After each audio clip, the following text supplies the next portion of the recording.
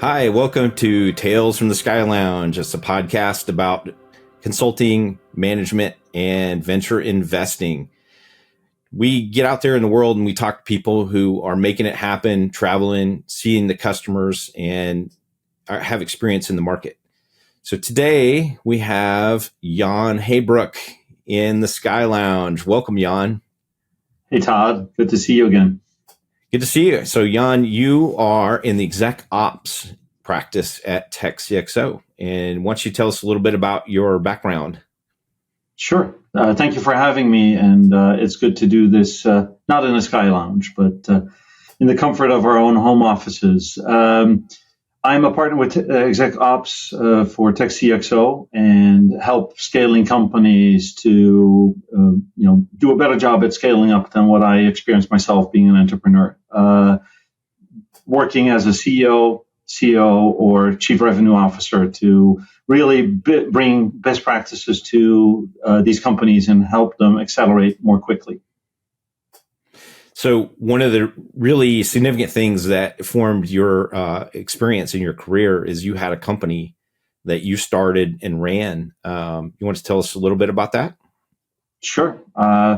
So I started my company in 2007. It was a market research and physician engagement company, focused on my clients were pharmaceutical companies, life sciences companies, and built that up over the course of close to 17 years to a business that ultimately I sold to a medical education company in 2021. Wow. And had all the experiences that an entrepreneur has, the trials and tribulations, the self-doubt, the high fives and the low moments. The whole journey was, I would say, a typical entrepreneur's journey. I don't think there's such a thing as a typical entrepreneur, but I think we all, have that DNA where you have a little bit of grit. You have to get through a lot of interesting things, and it's always a challenge every day, with what life throws at you. So, one of the really cool things I think, and congrats on your exit, taking a company and growing it, and then completing that M&A process, which is like a whole nother skill set that nobody understands. You have to switch hats from being a CEO and then, a deal maker and then, a closer. There's got to be a few interesting nuggets. And it's such a rare thing, to be the exited entrepreneur. It's super valuable for venture people. So what did you learn going through that process that makes an exited entrepreneur so valuable? Why is that such a rare thing? Oh, gosh, why is it such a rare thing? I think, there's some recent research that looked at failures of high-tech startups, and surprising. They looked at, I think, 214 companies and a couple of databases that captured the reasons for failure. And of those companies, only about 14% make it to 5 years and longer. And I think I've seen some other stats where, reaching 10 years as a new business and being profitable, is probably less than 10%, around the 7% mark. Wow. And if you think then about those companies that are getting sold or getting bought, about a quarter, probably. So you're looking at, single digits, basically, of the 100 companies that start, a single digit ultimately leads to an exit. Despite all the news around the big successes, it's pretty rare. And I think you used the word process. I think that's a key thing to keep in mind, that M&A or selling a business is nothing but a process. You've got to be prepared for it. You've got to really organize your company to be ready for a sale and then be opportunistic. And you can do a process where you obviously have a bid book and it's run by a banker, and that can certainly be something. But even there, it's opportunistic. Talking to PE companies and seeing how many LOI letters they send out and how many of those actually convert to a deal, it's less than 20%.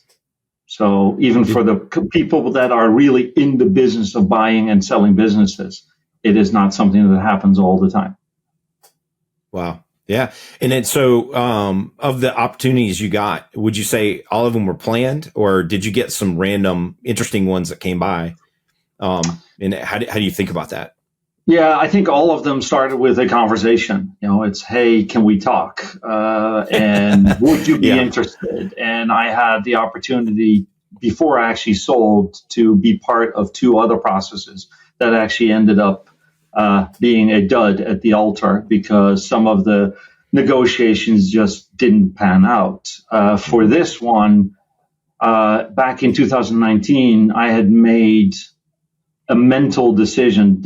I am now building the company to sell. And before that, I really kind of was on the cusp of, will I sell? Is this a lifestyle business? I don't know. But then I made the decision I want to sell, brought in a partner to help really ramp up the organization, brought in some capital.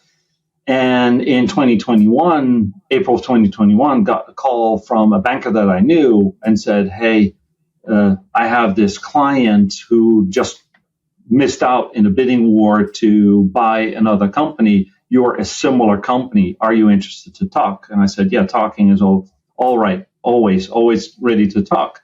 And I knew it came from a qualified lead. 2 weeks later, we had an LOI, and about 2 months later, end of July, I'd sold the business because there was a good fit. The party that I was dealing with did not renege on the principles and the commitments that they put forward. The agreement that we had at the beginning of the process was also the agreement at the end of the process.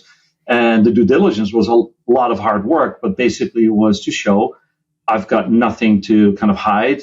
I'm being transparent, and that may be my cultural heritage that comes into play there too. And you're Dutch, right? Dutch? Yeah, Dutch, and we're very kind of blunt and direct and transparent. Yeah.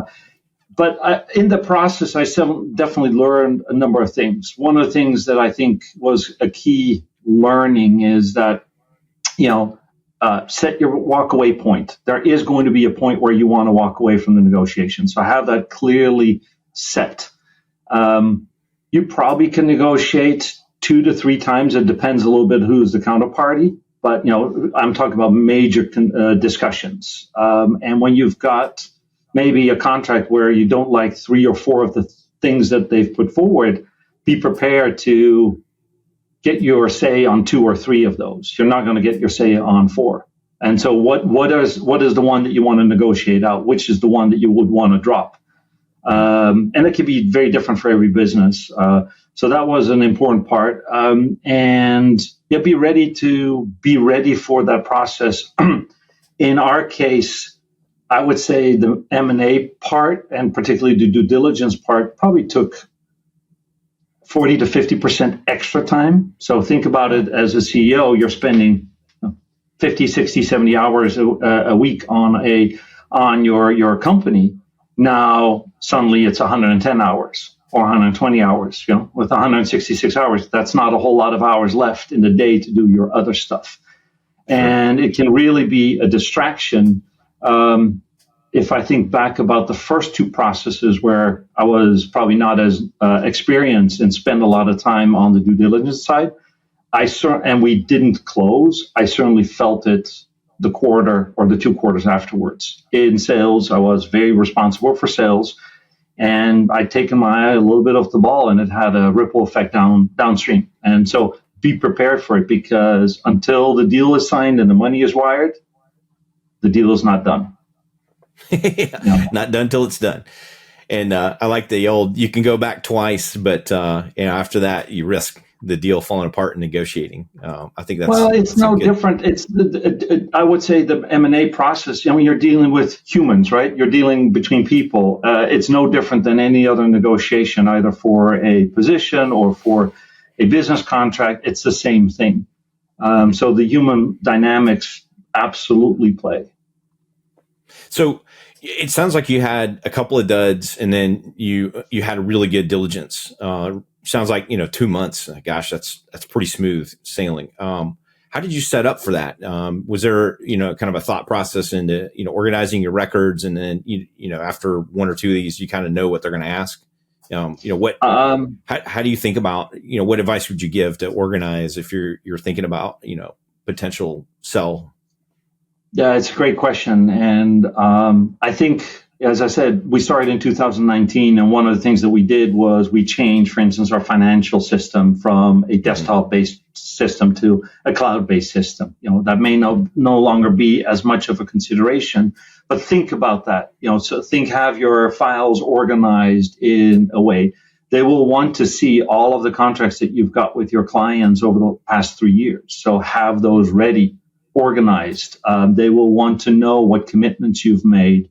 They will want to know where there are potential liabilities. So have the insurance. I needed to have cyber security insurance. Well, now that's no longer like a question mark. It's a given. You have to have that in a business that is active on the web.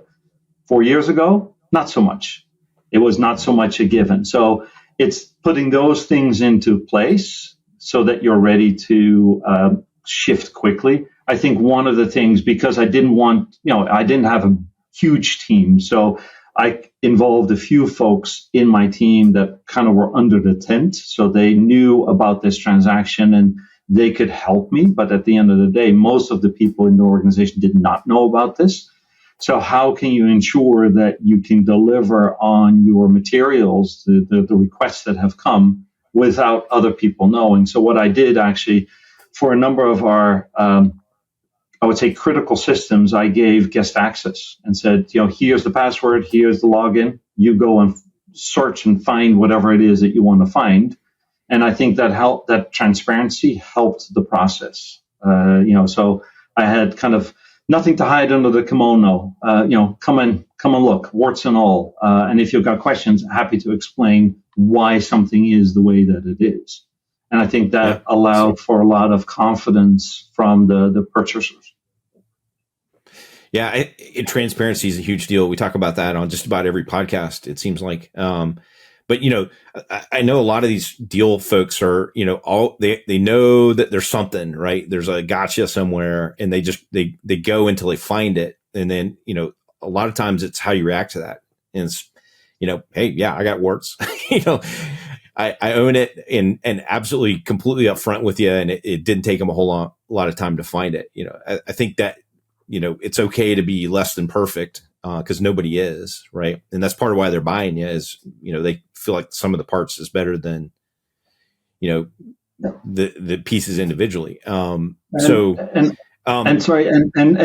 I found, just to dovetail on that, I found also that the transparency and basically asking to do due diligence on the acquirer, on the buyer, and asking them for certain things that they asked me for, in the kind of to make it a level playing field, was really helpful. I mean, the company that bought me was much, much larger, but it puts you at a level playing field. So I think that helped the process. Well, what did you ask for? What do you think, like, in retrospect, what were the kind of like big things you're like, oh man, I'm so glad I asked that question in the due diligence of the acquirer?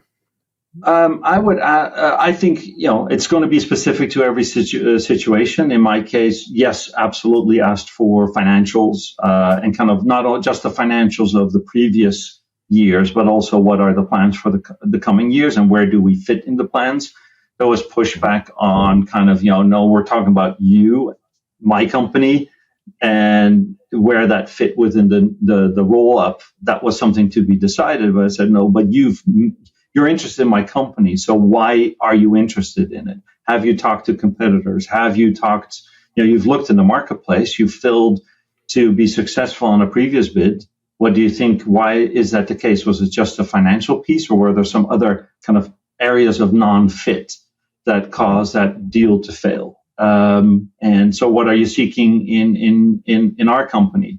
Are you planning to make it, to kind of boot me out the door and make it into your own, mold it into your own company? Or are you interested in me? Are you acquiring the company also because of the talent that I'm bringing to the table?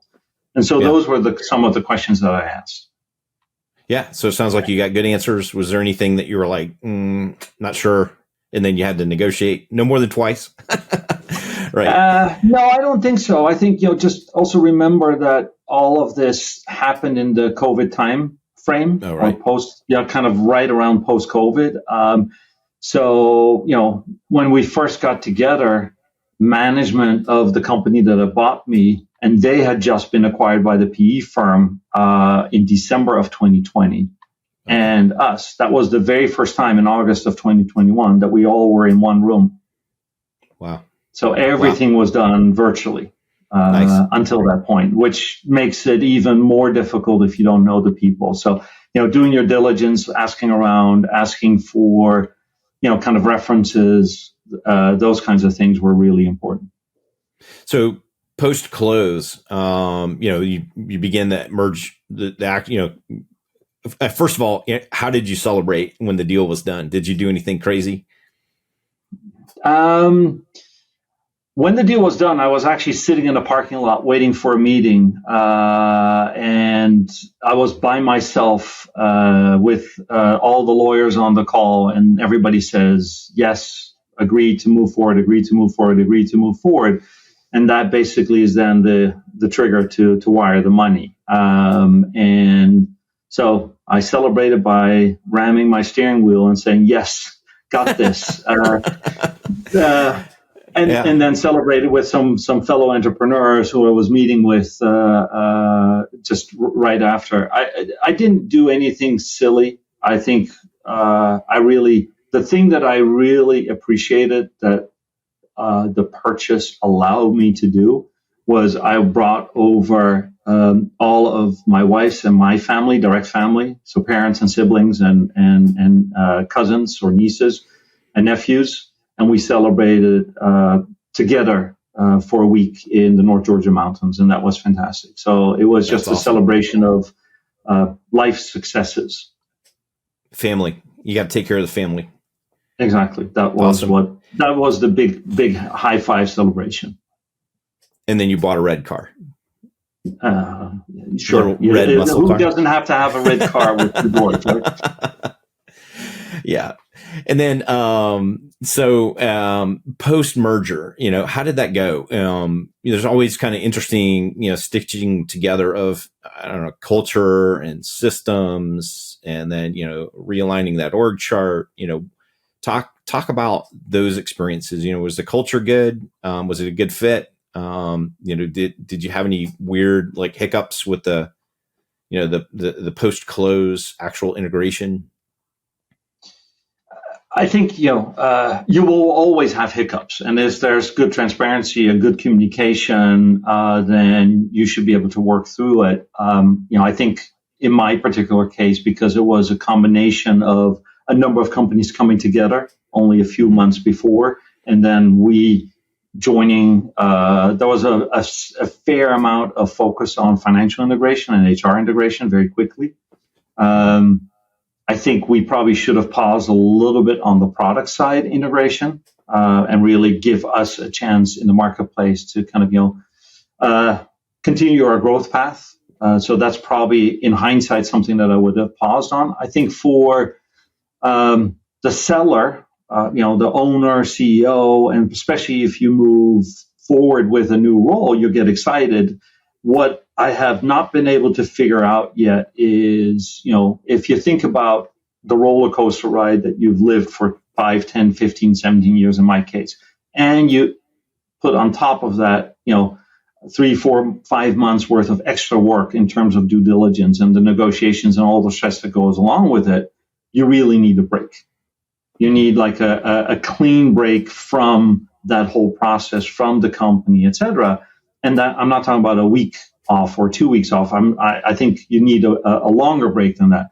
But how can you manage that correctly with the right messaging to your people, to the new company, to your customers? Because, the perception could really be, Jan just got a nice check and he says, sayonara, see you later.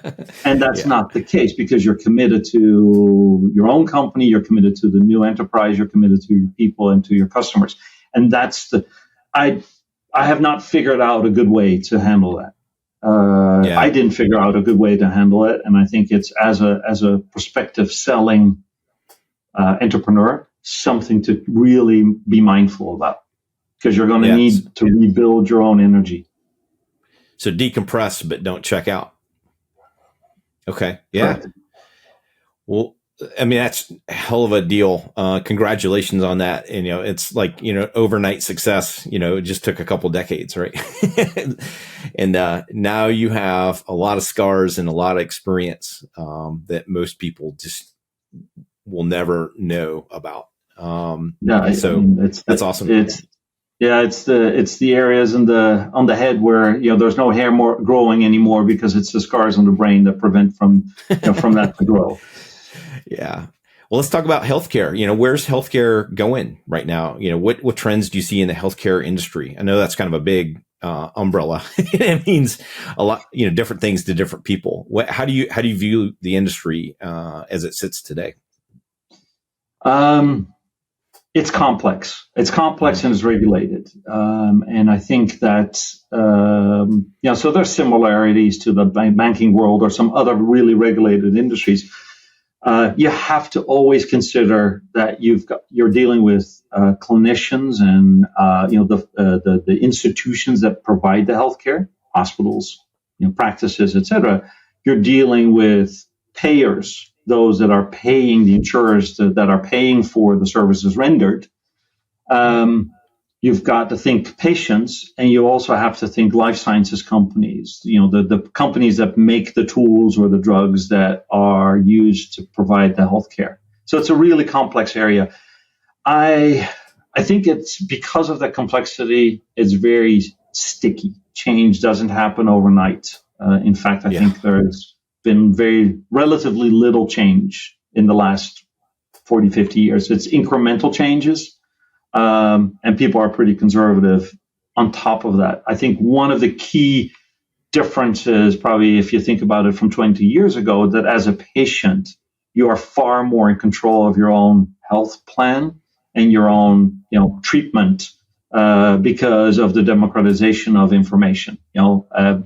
Patients are incredibly well informed. And so you're Dr. more Google. of a partner of a clinician than you are kind of the subject. So I think that is a big change. But if you think about, has something meaningful, truly kind of upsetting the industry happened yet, like Uber to taxis or Airbnb to hotel reservations, and on and on and on? Not yet. I don't think that it's there yet. There's incremental changes like telehealth. There's really important changes to treatment, personalization, personalized medicine started in cancer. It's now going into the genetic disorders, etc. There is definitely change there. I mean, a good example is CAR T, where, if you have a certain blood cancer, your immune cells are harvested. They're sent off to a lab. Those immune cells are weaponized and then placed back into the patient to treat or aggressively attack the cancer that the patient is suffering from. I mean, thinking about that 20 years ago, that was like sci-fi, and that is happening right now.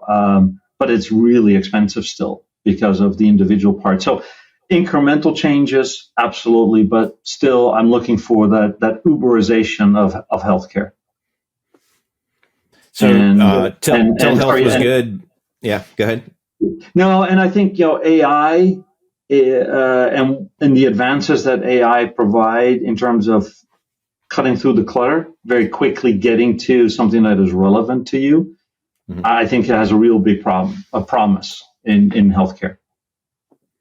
So computer vision is one of the things that I've been on for a long time, but, reading x-rays and then, AI getting to the point where they can read the radiograph, better or more accurately, when detecting cancer or something very specific.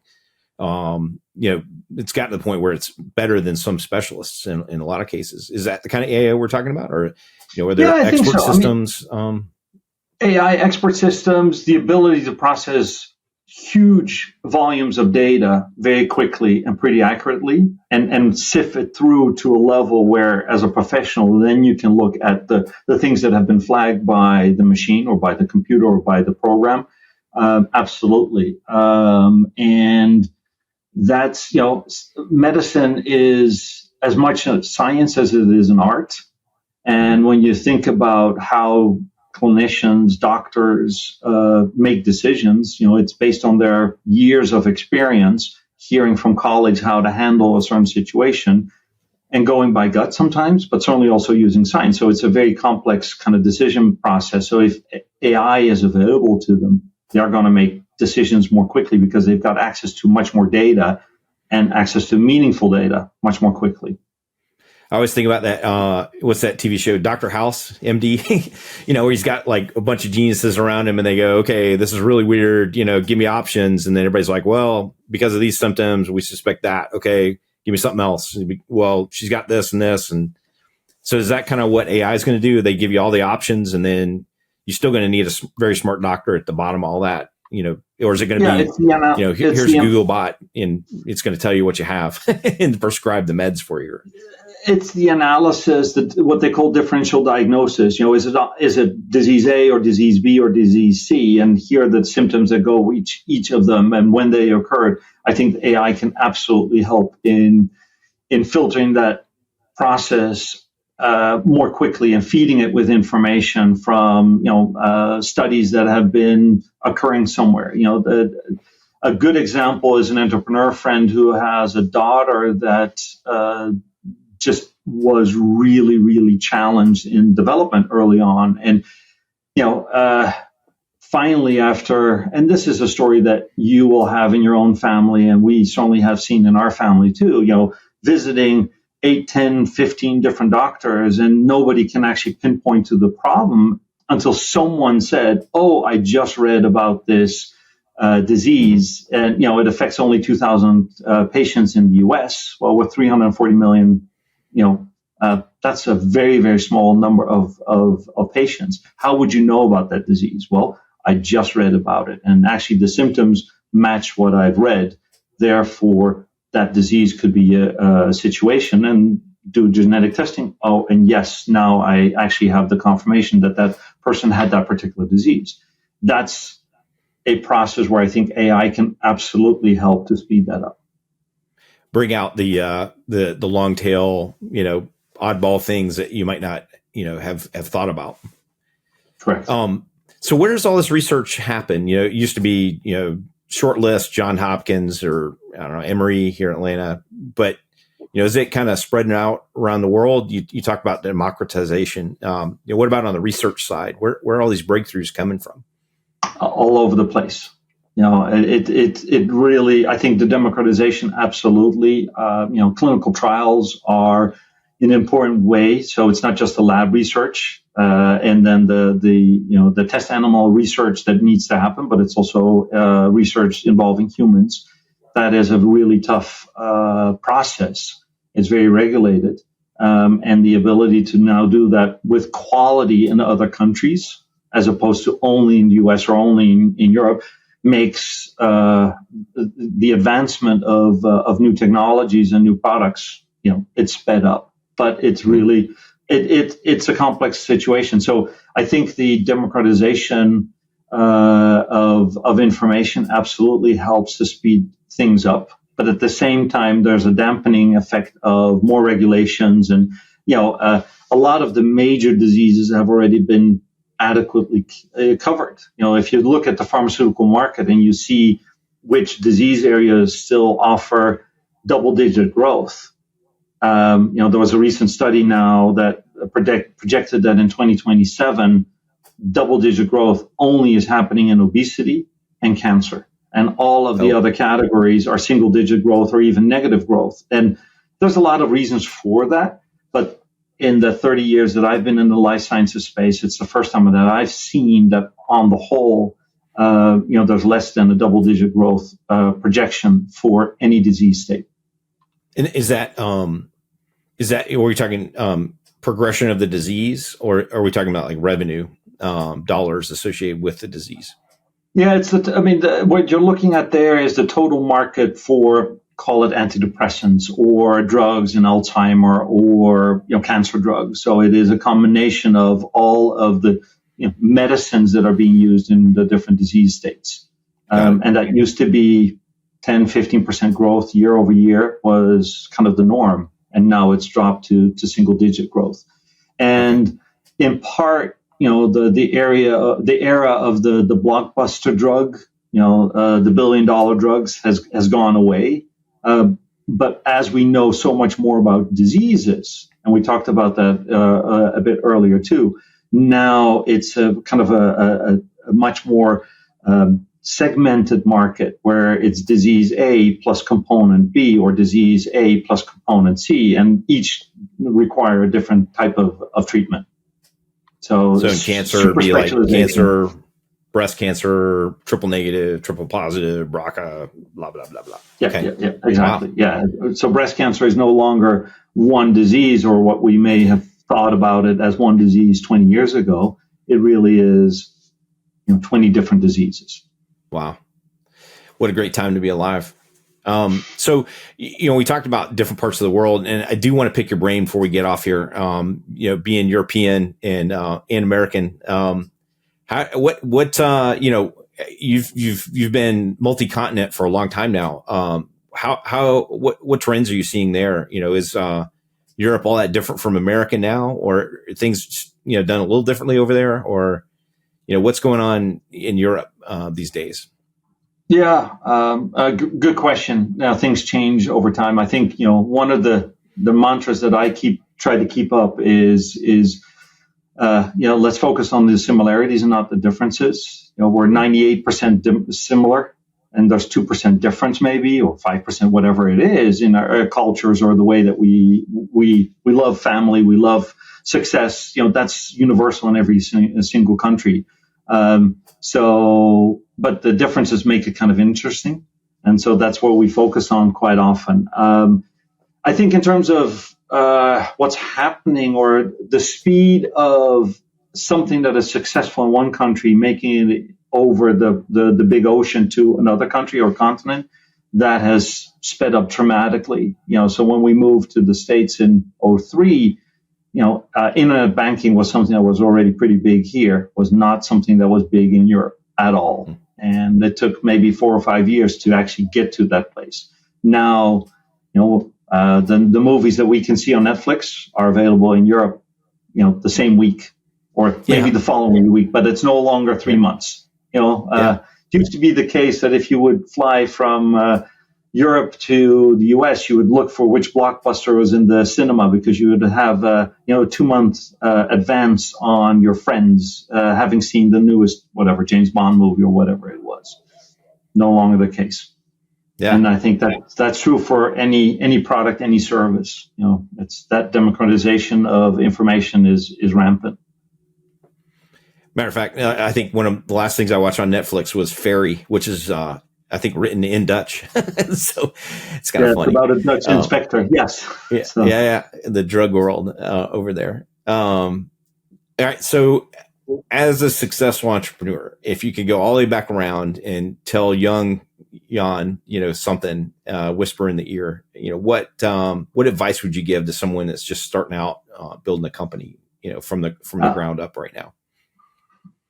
Well, lots of stories to share. I wouldn't want to do the journey again, by the way. I don't want to go back in time and be that guy. But if I would tell my son or my daughter something about, they want to start a business, and this, you hear some sage words from an old guy, I would say, have belief in your success. Have belief in whatever it is that you're aspiring to do, and stick to that belief, because that belief is going to be the North Star. You're going to have to follow it. And it's also going to be the sunlight that is going to get you up in the morning and keep you going when things are getting dark. And perseverance, keep at it. Just keep at it, keep at it, keep at it. I think, one of the things that I help our clients with is kind of, the sales side, business development. And one of the things I find often is that people are looking, I was no different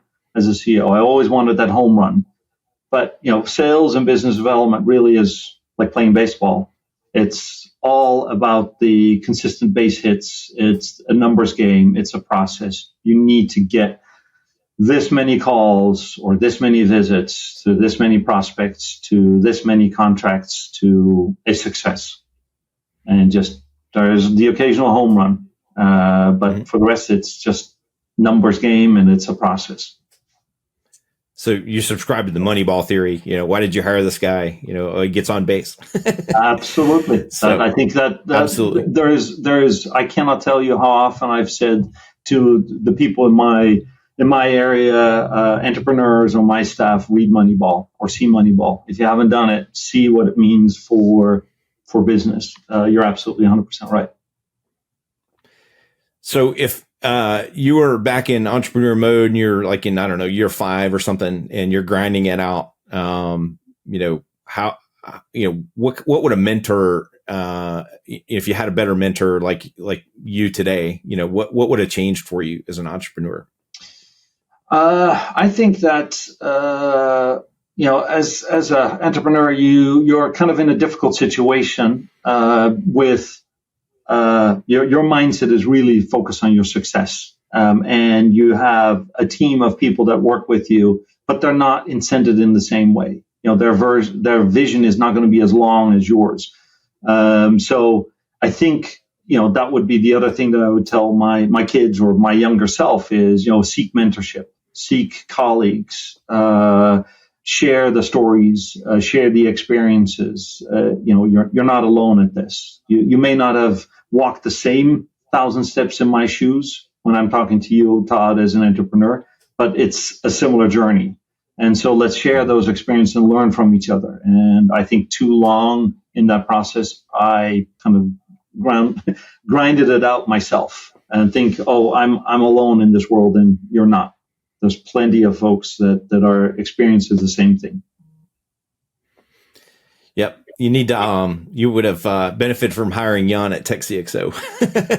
Well, it's a funny story. Yeah. I think, going back to the situation where, I got acquired, a competitor of mine in the local market was hiring TechCXO folks and was able to scale up with some, interim or fractional talent. And I just didn't know about TechCXO, and I was not able or not in a position to hire the kind of C-suite folks that I thought were going to be really important and impactful to the business, because I didn't have the funds to support that. The fractional concept really didn't appear to me.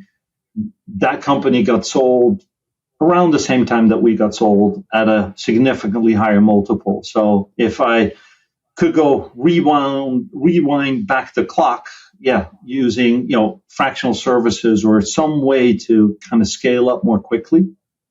Again, thinking about, hey, you're not alone in this world. Use the talent and the experiences of others, and the expertise of others.